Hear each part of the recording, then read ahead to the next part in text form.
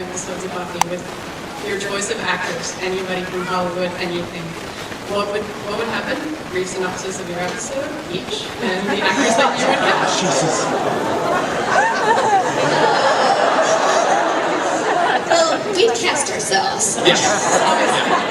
Obviously. Who would you say about you?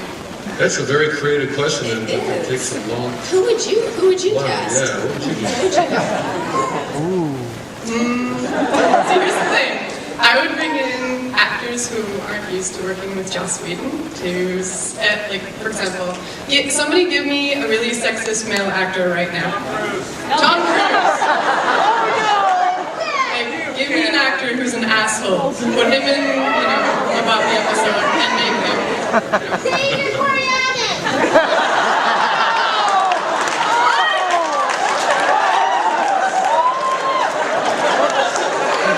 James, did you say that? Your son, right?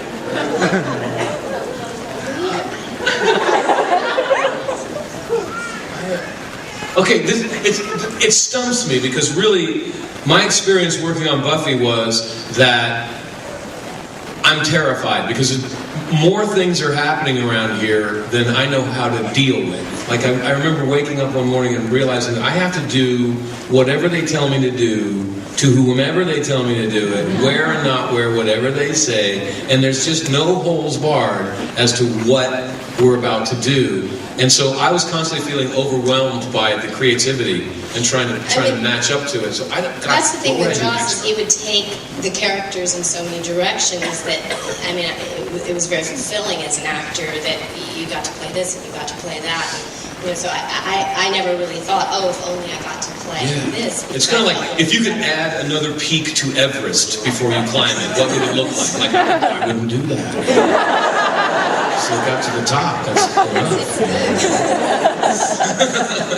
Just briefly, did you ever have any silly fantasies about where you, like, things that you would like to take happen in the show that are out of context, like gender bending or things like that?